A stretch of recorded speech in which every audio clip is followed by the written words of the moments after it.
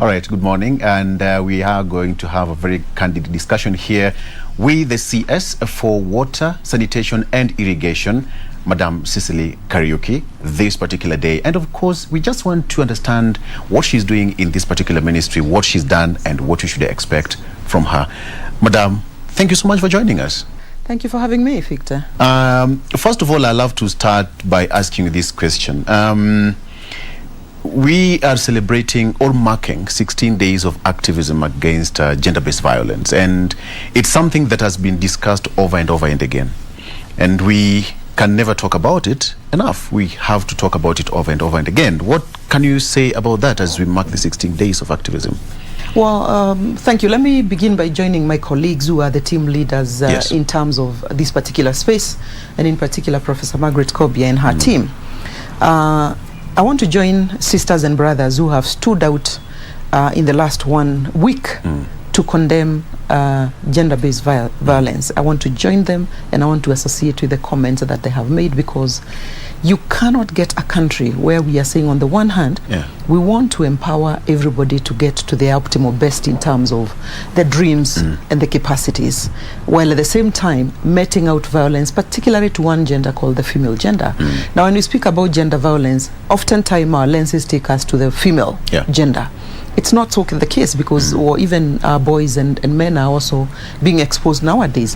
And therefore, in whichever form it takes, I want to condemn it in the highest, with the highest possible voice, very loudly, and to say that it is not only retrogressive, but it holds back potential that would otherwise come into the development space, whether economic or social or family space. And therefore, to again urge the champions, and every woman in this case in leadership position has located themselves as a champion to speak against gender-based violence.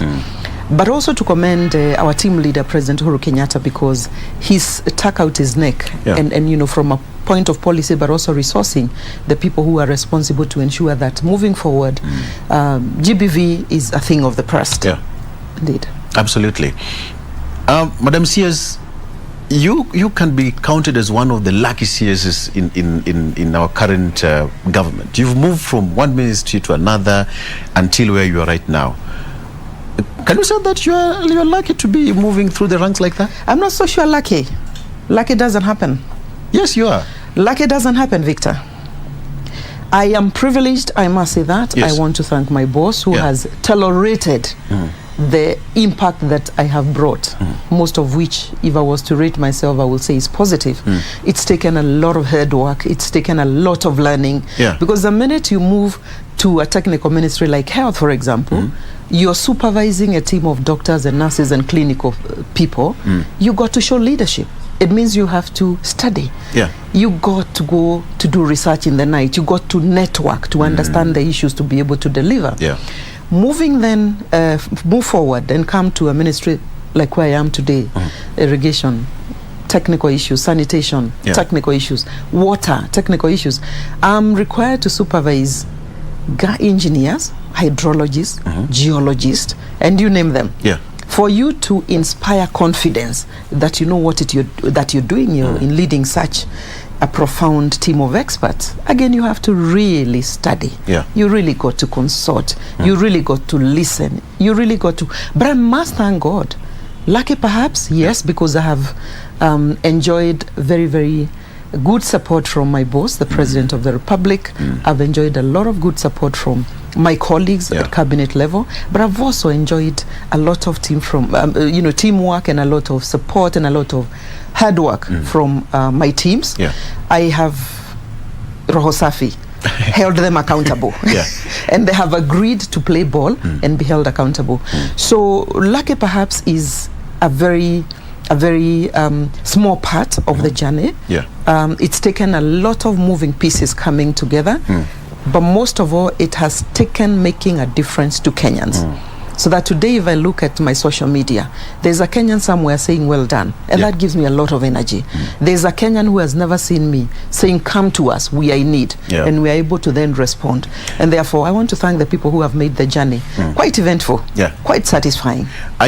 What keeps you awake at night? Service delivery. service delivery, impact to the ordinary Kenyan. Are you proud that you're achieving it to this far?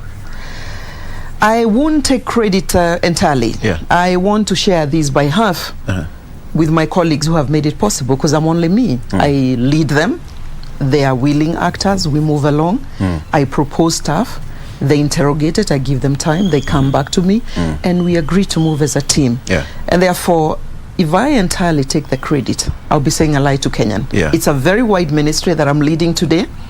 A lot of expectations, limited resources, and for us to be able to spread the resources to 47 counties, it means that we have to consult on an ongoing basis. Yeah. If a weekend goes and I have not consulted, part of my team, then something is not going right. Yeah. Your desk must be one of the busiest desks, because when you talk about devolution, we talk about health. Health was one of the devolved units to the counties, and quite often we've been seeing you having discussions, boardroom meetings with the health sector players. It has taken you lots and lots of energy in conjunction with other sector players to make sure that that devolved unit is completely streamlined and wananchi get that service delivery. How would you rate the level of devolution in terms of your ministry to this far? There are several ways you can look at devolution, as it were. Yeah. Currently, the Ministry of Water, Sanitation and Irrigation enjoys concurrent service delivery. Concurrent to the extent that my ministry is responsible for policy direction, setting up standardization, capacity building, and mobilizing resources, as well as investing in the bulk or the larger infrastructural investments. My colleagues in the 47 devolved units are responsible, constitutionally speaking, for service delivery at the last mile, we call that. So, for example, if I'm able, through my ministry and the organs under my ministry, to get water from Sasumwa in Nyandarua, for argument's sake, and get that water in Nairobi County, it is expected that the county of Nairobi, currently supported by NMS, is the one that should ensure the connection from where I drop the water, the bulk water. It goes through treatment, it goes to your house, if you're a resident of Nairobi, by that other devolved function. So it's a concurrent function, requiring a lot of coordination, a lot of consultation, a lot of collaboration. Has it worked in that manner necessarily? Not so. Not so, because even when we know that the last mile connection belongs to a devolved unit, oftentimes our investment from the national level has gone underutilized, and a lot of times we've had to go to also deal with the last mile connection, as it were. I must say, and I want to be understood, that devolution is a great developmental mechanism. It must be supported by your cost, but I must also say, if in any case there is a gap that we experience at the national level, responsibility loops back to the national level, and particularly the president. So we must be very conscious where we detect there is a gap, and sincerely there is a gap that the devolved unit can do nothing about, we go in and work together. Because at the end of the day, it is a Kenyan citizen who we are serving. Both units are serving, but I would want to see a better intergovernmental collaboration framework to ensure that we do not deliver commodity and then expecting the next person to take it on, who is the devolved unit, really fails to, or has different kind of priorities. It is for this reason that I have set up a task force, a national task force, that is looking at a more coherent approach to how we invest in the sector 5 years from now, so that we are doing a mapping of our investment priority. We are going to be designing the projects that are required, both water and sanitation projects, and we are doing this together or jointly with the devolved units, so that then when we come up with a template called our investment plan for the coming 5 years, it is a coherent plan for which then when we mobilize resources, there is clear understanding of who is doing what where to respond to the needs of the Kenyan citizens in matters of water and sanitation. Your ministry actually is one of the drivers, the biggest drivers of the Big Four agenda, and I know that is something quite close to your heart, and even the president's government. How do you rate your development record when you started when you got into this ministry, and even starting from 2013 up to where we are right now? Can you sit back and say that yes, we are going for the next election, and you can give yourself a pat on the back and say you have delivered? I really will, Victor. I actually want you to be the first one to clap. Okay, for the sake of that, let me do that. And you will clap because figures don't lie. If I look at this ministry, when Jubilee came in 2013, the water coverage was at 53%. 53% means 5 out of 10 Kenyans would have access to clean, reliable water. At this point in time, we are at 70%, meaning there is an additional 2 National Kenyans. Coverage? National coverage. Right. There is an additional 2 Kenyans who are able to access clean, potable water. The target that we have in the remainder of the Jubilee administration is to have another 1 Kenyan out of 10, meaning we'll be at 80% from 53%, 80% of water coverage. It is not a mean achievement. It's not. Remember, after independence, we had successive governments running. We had administrations, 3 of them. We only managed to get to 53% of water coverage. And I'm talking about an additional over 12 million Kenyans. Portable, accessible, dependable, reliable water available to them today. I would part to the people who have made it possible. Like I said, it cannot just be me. If you look at regulated sanitation coverage, and I say regulated because when you go to the rural areas, there's a lot of what is unregulated. People have sanitation. If you go to your village, talk of the cartels and all that. Let me put it this way: if you go to your village, you know, your rural village, it's possible you are not on connection to sewer the way we know it. You know, the sewer in the developed urban settings. We are not able to account for that because it is not regulated. But the sewer which I speak about is what is regulated, mainly in urban centers, mainly in settlements where we have, you know, sewer lines connecting to your house and dropping the wastewater and the waste material to a place for processing and doing whatever requires to be done. That is a sanitation coverage that we speak about from this office, because that is what is documentable. Now, when we moved in, we were at 15%. Jubilee government, regulated sanitation coverage, 15%. 15%. We are currently at 27% sanitation coverage. By the time it's time for President Uhuru Kenyatta to call it a day, we'll be at 40%. And that is a target. 40%. That is a target for this medium-term plan, meaning we will have covered our target for the duration, given the resources. Now, if you look at irrigation, very interesting again. When we moved in as Jubilee government, we had 350,000 roundabout acres under irrigation, again within what is confines of regulation, and we are able to document, and we can tell, and we can monitor. Currently, we are at 600,000 acres. That's a big improvement. So, I mean, just looking at the water space alone, I will be able to say we have done well. The next question a Kenyan out there in Pokot will ask, I don't have access to clean water. How can you be clapping? And I'll tell them the reason I have put in this team to do an investment planning and a roadmap for execution is because we know Pokot, we haven't covered a lot of you. It's because I know Lamu, we still need water. In Nakuru, we need clean, dependable water. So I won't sit here and pretend we've covered everybody, and that is why you see there is still a gap. Remember, population target also moves. So as soon as we think Nairobi, here we come, we've covered, we have one of the best coverages in Nairobi. We have mushrooming population in the informal settlement. How do we respond? We move. That is a point of investment planning. That is a point of continuous engagement and conversation. That is the point of continuous monitoring, so that we see where our gaps and need biggest. So I keep saying our targets are moving, but we have committed ourselves to SDG 2030.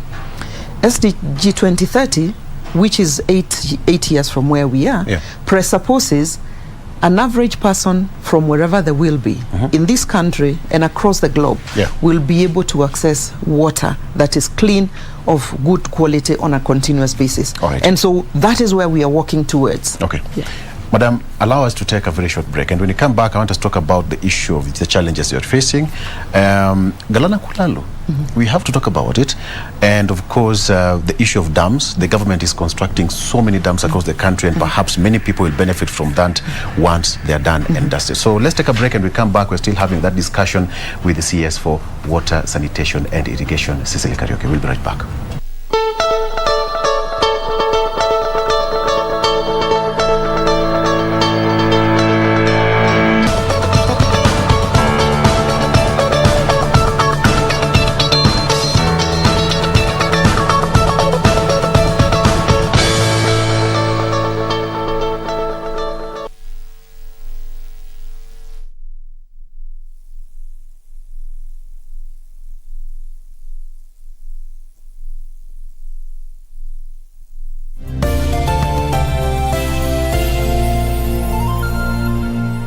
Ili kupata sikiza tuni hii, Isaiah chapter 40 verse 8, bonyeza star 811 star 963 hash. Wakati mwingine unaweza kujipata umefinywa pande zote na unaona kama shida yako ni kubwa sana, kama hakuna nguvu ambazo zaweza kuitatua, lakini ni vyema kujua kwamba kuna Mungu mwenye nguvu na ambaye hachoki kamwe.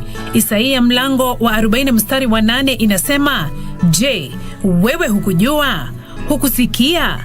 Yeye Mungu wa milele, Bwana muumba miisho ya dunia, hazimii wala hachoki. Ili kupata sikiza tuni hii, Isaiah chapter 40 verse 8, bonyeza star 811 star 963 hash.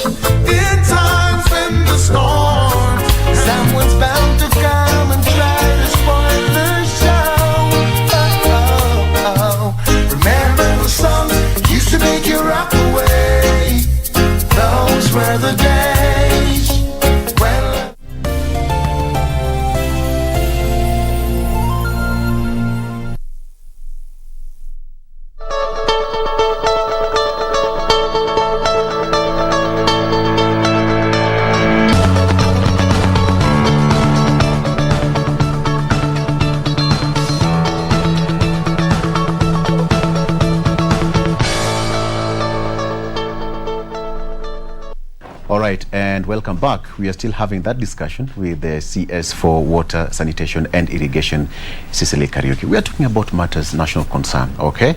Madam, thank you so much for joining us still. Let's now talk about the Big Four agenda. This is something that is quite close to the President's heart, and your ministry lies squarely at the center of the Big Four agenda. Talk of health, talk of food, talk of irrigation, and all that. What is the progress of the Big Four agenda as far as your ministry is concerned? Thank you, Victor. Let me put it this way. It's the Big Four agenda items under President Uhuru Kenyatta's administration were meant actually to give him an easy way of monitoring and directing resources where he felt developmental impact would be highest. That is when he came into office for the second term. Now, this ministry considers itself a super enabler to the Big Four. And following the conversation that we've had, one can very quickly tell that it's very difficult for me to be able to isolate what is Big Four agenda and what we are doing in that space, because everything we do ends up impacting one of the four. But to be very, very precise, what we have done in government is to be able to isolate specific projects for which we then designate them as Big Four agenda items or projects. For example, under the food and nutrition security, I can say there are 3 projects only. One on livestock, one on fishing, one on food processing. But the discussion I'm having with you confirms to you the entire 9 billion shillings going to support irrigation projects is effectively dealing with food security and nutrition. And that's why I said I find it very difficult to say I have a budget of only 220 million for food security. It cannot be true. There's an additional 9 billion, you know, for which from Galana, Katilu in Turkana, West Pokot to Masinga to Dhiba, all these projects will end up finally being or bringing to fruition the president's legacy on food and nutrition. But if you're to come back and look at again what we are doing in the space of supporting UHC, we have again been directed to spend 560 million shillings this financial year to ensure that we deliver water to level 2, level 3, level 4 facilities. Across the country. Across the country. Now, whenever we have projects and within the vicinity is a health facility, we will supply water, whether or not it was designated within these 560 million shillings. Again, making it very difficult for me to separate myself, you know, and be able to isolate the conversation.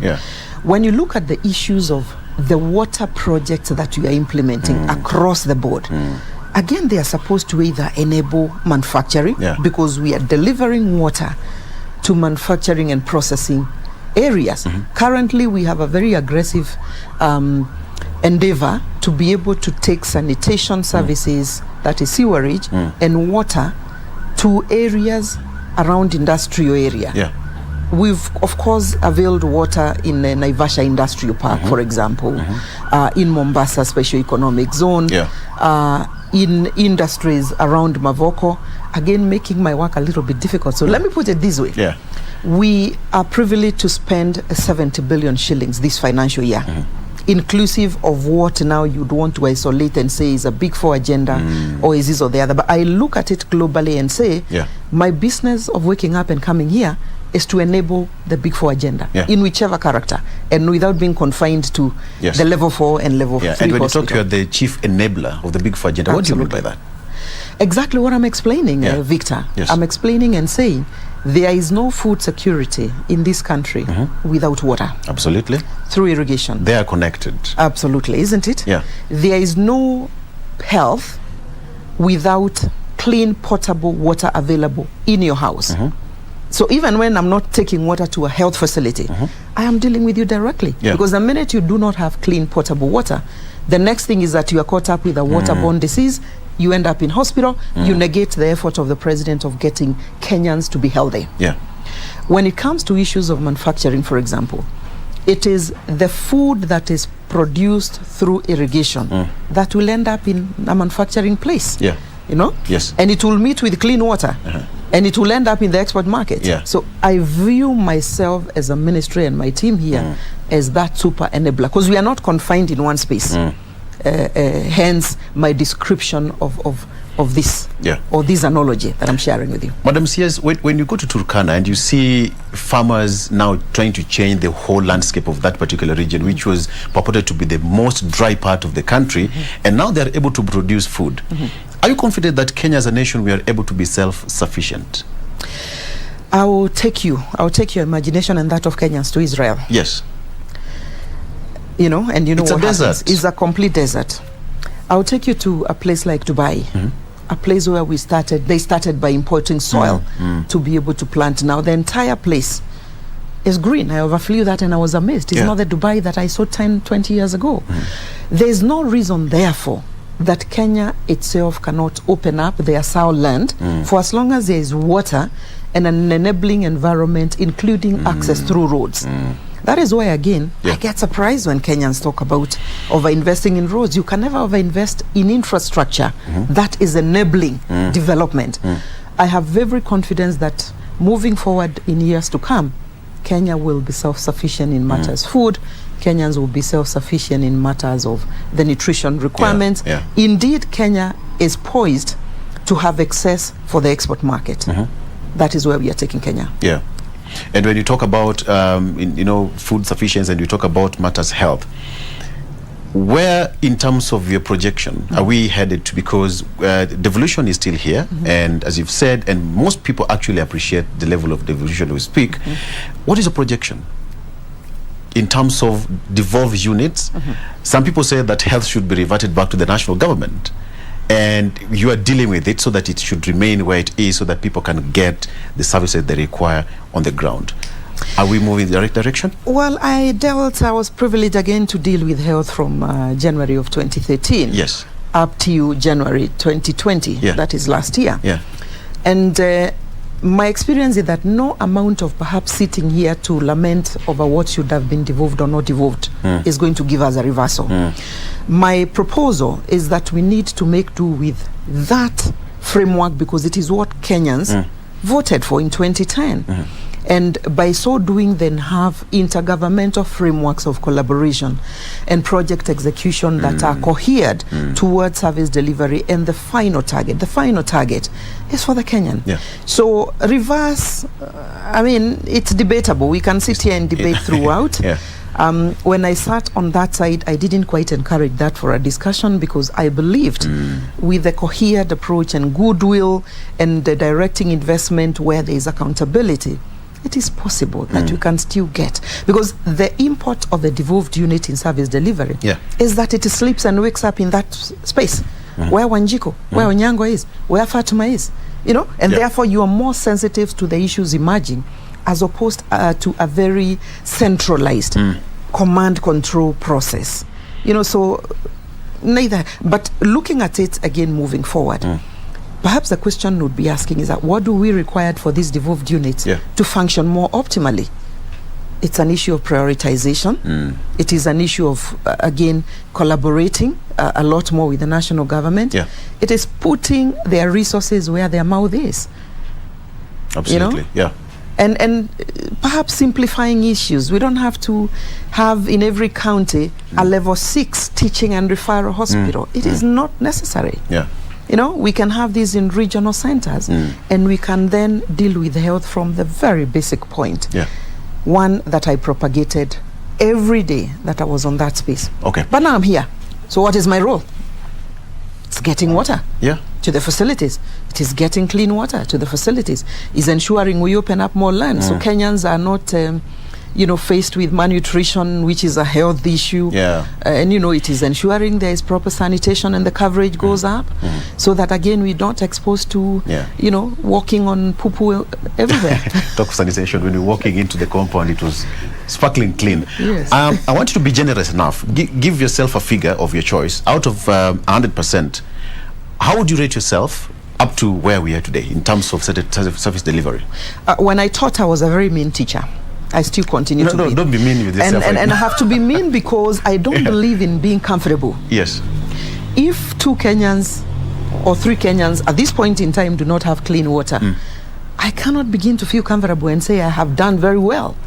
You know, I must remind myself there's still 3 Kenyans out of 10 waiting for clean water. All right? So I would perhaps feel very generous today and give myself 70%. That's in collaboration with other state departments. Everyone else. And sector players as well. Everyone else. But in the water, sanitation and irrigation space, I would be very unfair if I went to rate my colleague doing another thing. It would not be right. It would not be right. I'll give them the space to rate themselves. The president is quite busy trying to spread dams across the country, and much as we have got, you know, several allegations like the Kimorer and the Aror and some other challenges, how many dams are near completion as we speak nationally? Oh, huge question. I won't have a specific response for you because they are all over. They are dotted all over the space. The way for you to appreciate why I may not have a straight answer is for you to appreciate I am supervising 450 ongoing projects in water and sanitation alone in the country. I am supervising 200 irrigation projects across the country. And when I say 200 irrigation projects, I am not talking about household ponds, which are running into 26,000 plus. I'm not talking, that is one project for me. Okay? When you look at water, you know, meant for, say, if you look at projects, say, for dealing with flood control up in Budalagi, again, I'll call that one project. Yet there are several projects. So the straight answer is that we are having 650 projects across the country that are as material as I have tried to explain. Talk about Thipa Dam. That is huge. You know, talk about a cluster we call Katilo in Turkana. Talk about 48 sanitation projects which we are implementing together with the African Development Bank. Talk about a huge project around Nairobi and its environs, again, which is we are implementing in partnership with AFD. You know, so huge portfolio in terms of projects, all at various stages of completion. Yes. But see, as again, as a government, you also have collaborations with other sector players like the private sector. Talk of the AFD, talk of the FB, and other people who are coming on board to make sure that you push the agenda of the government moving forward. Would you say that they have chipped in properly so that the whole wheel of development is completely moved? I want to appreciate the development partners who have appetite and are working very, very intensively in the water, sanitation and irrigation sector. To name but a few, we have World Bank, a lot of World Bank support. We have a lot of African Development Bank support. We have a lot of support by JICA. We are serious with the European Investment Bank. We are here with the Badea as another investment partner. So the entirety of them, I can only appreciate them because they have made execution of this project I speak about possible. Because as you will realize, the government resource basket is quite strained because everybody is dipping in and we are competing for everyone else, with everyone else. And therefore, it is because of these collaborations and partnerships that we have seen ourselves moving forward. And of course, German government through KfW is also quite an important one to speak about. Also Belgium government and the entire European Union space. So I can appreciate and say that it is because of them I'm able to speak all the statistics that we are speaking about today. It is because of them that we are coming up with a coherent investment plan so that when we get to develop proposals with them, then they'll be ready to chip in and support the government to move to the next level of project implementation. All right. Challenges that you have been facing. Talk of challenges, we talk of Kimorer and Aror, we talk of Galana Kulalu. Does that give you a sleepless night? Any bad practice from a point of governance is not my friend. Cannot be my friend, and I don't belong to that space. But having said that, is that to also say, if I was to look at Galana, for example, which I was involved in at the point of design, a novelly ambitious project whose dream has not died yet. Why do I say so? I say so because the initial attempt of getting 10,000 pilot project going has lived to achieve its target of being a pilot. We have piloted over 38 different crop varieties in Galana. We have isolated the ones that can perform well in that ecological area for as long as there is water, and therefore there are lessons that have been taken out. The initial phase gave us about 4,800 acres. We are now completing the balance to bring infrastructure to 10,000 acres. We will then commercialize. And we'll commercialize because one of the lessons learned is that we aren't good at doing commercial business as government. And therefore, it has been decided under the directive of the president that the next phase, once we are done, hopefully in the coming 1-2 months, we will move to commercialization of that pilot farm now for commercial purposes. But a portion of it will continue to inform our research. We must continue with our agronomical research to be able to test as many varieties of crop as possible, because it is those asal areas finally that will give us the food security that we so much deserve. And challenges you're facing as a community, as a ministry, you said that the money given is not enough. It can never be enough. It can't be enough, and I mean, I don't want to prioritize that to be one of my problems. It cannot be one of my problems.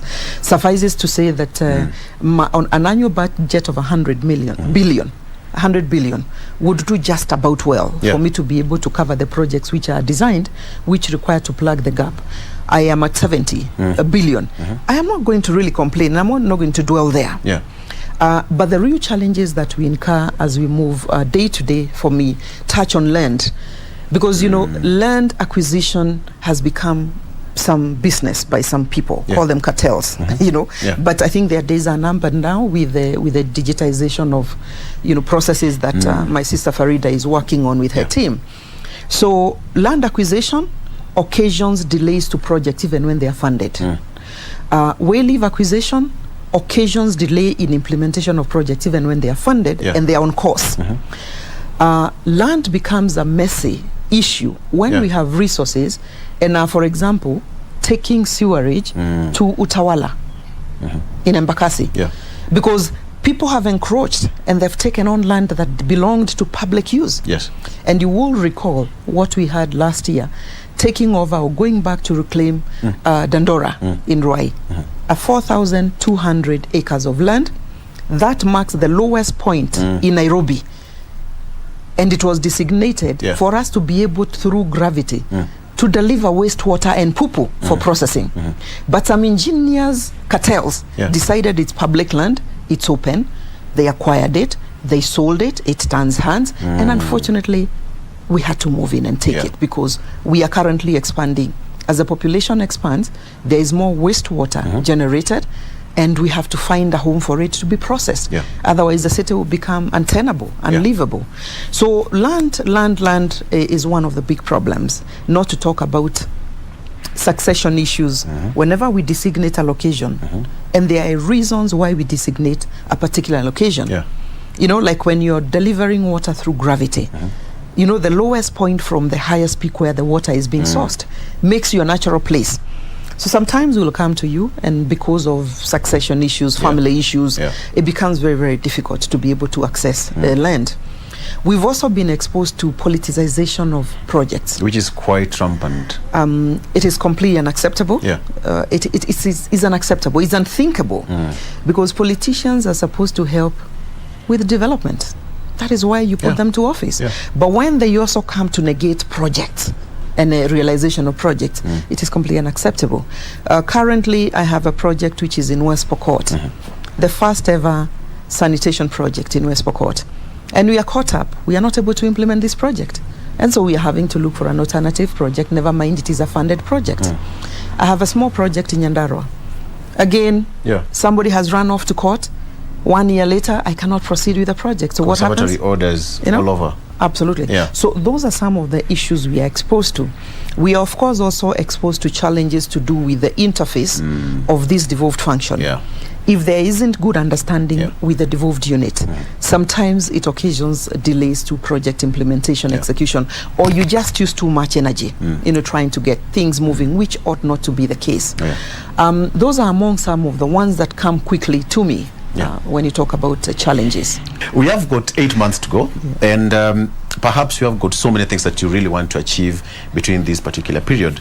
Order priority? A completion of projects that are ongoing.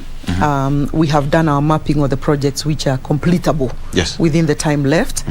Currently, and I will be getting this report next week, I have queued about 40 projects which are about to be complete within this calendar year, meaning the next 1 month. I have 40 projects that must be complete. I have another set of projects which are at the range of 85% level of completion. Several of them again about the same range, about 30. I then want all the energy in the coming quarter to be directed towards those projects. Some medium level, some quite large.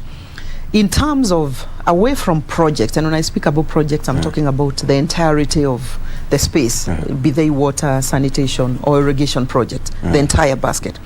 But away from there, reforming the sector has been a key agenda. We are operating on a framework of Water Act, which was revised in 2016, and it brought in a lot of aspects of reforming the sector. It is my business to close on most of the reform issues which are contained in the Water Act. I am happy, without necessarily clapping for me and my team, that for the first time we have a sessional paper on water policy that is going to inform the policy direction and trajectory for the sector.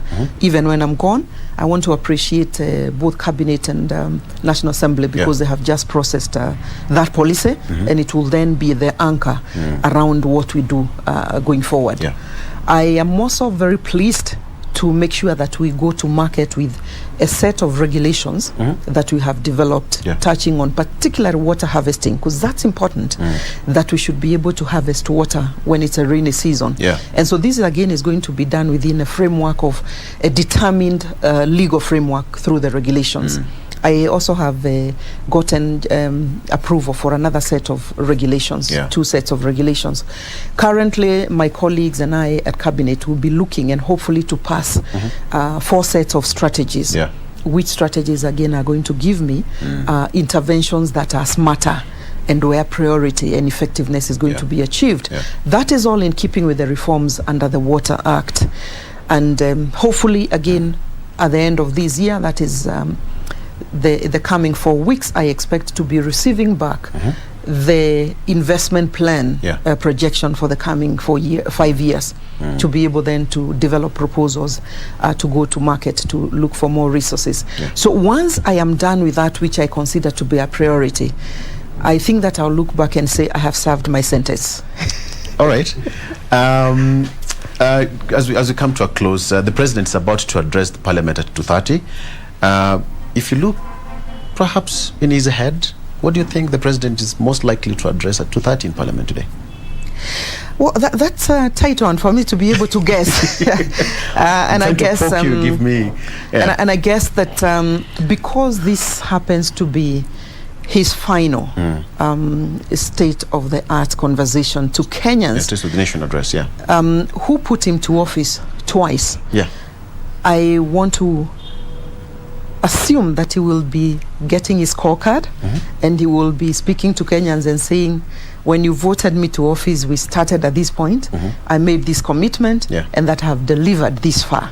I think that may be the thread of the conversation. I hope my guess is right. Okay, you try to play it smart very well. We're still waiting for the President to give us his State of the Nation address in Parliament at 2:30. But then, 2022 politics is here, and rumors has it out there that you're salivating for a seat. When are you quitting your office to go and run for? Why would I do that? I have a job. Why would I salivate? I have a job, and I enjoy it. I enjoy doing what I do. Rumor has it. Rumor has it, yes. So you actually have an answer. Rumor has it. Perhaps you can just give us the real answer. I'm not at that point yet, and the reason I'm not at that point yet, and you'll appreciate that I have a full-time job. I love doing what I do. I love working on the impact and the targets that I've set for myself for the time that I'm in office. And therefore, for me, my energy is all driven around that for the time being. Should the time come that I have made up my mind and I'm moving in a certain direction, I'll sit with you. I'll let you know how we are doing. Okay. Yes. I think that's the best, perfect particular point to leave it at this particular point. Thank you so much for joining us. It's been an amazing discussion that we've been having here with the CS for Water, Sanitation and Irrigation, Sicily Kariuki. We do appreciate you. And of course, for women who are also angling for these positions, she said it right. Go out there and fight it with your fellow brothers. Okay, that's why we leave it at this particular point. Thank you for joining us. We're taking a break. We'll be right back.